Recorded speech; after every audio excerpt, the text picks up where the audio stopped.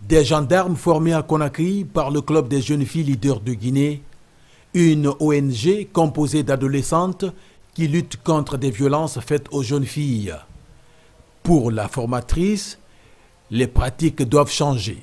L'importance en fait de cette formation, pour d'abord les gendarmes encore plus nous, c'est de leur permettre en fait de savoir la portée de leur pouvoir, mais aussi de leur importance dans la société. Parce que très souvent il y a des services de protection qui essayent de faire le travail de d'autres personnes ou encore de régler à l'amiable les cas ou abandonner voire les cas. Des cas de viol abandonnés aux grandes dames des parents. Et pour les victimes, aucun mécanisme de prise en charge. Quand la fille décide d'engager une procédure, les parents ne veulent pas. Donc à un moment donné, on amène la restriction sur la fille.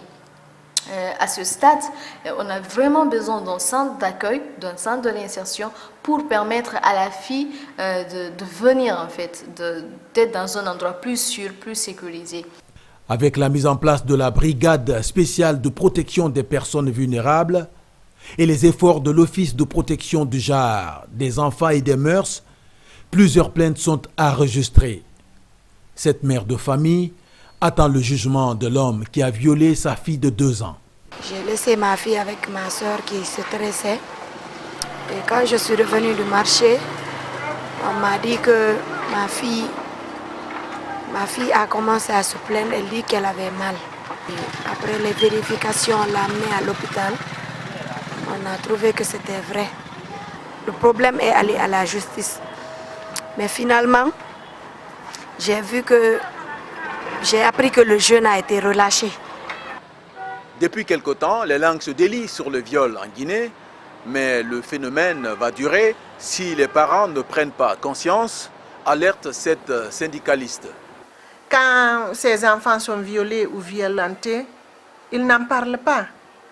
Et les parents, à cause de la pauvreté qui est galopante dans notre pays, ils envoient leurs enfants sans connaître ce qu'ils sont, ce qu'ils vont devenir arrivés dans les grandes villes. En 2020, 374 cas de viol ont été enregistrés en Guinée, mais difficile de dénombrer les victimes et leurs parents qui, à cause des pesanteurs socioculturelles, ruminent leur douleur dans le plus grand silence, loin des regards indiscrets. Zakaria Kamara pour VOA Afrique, Conakry.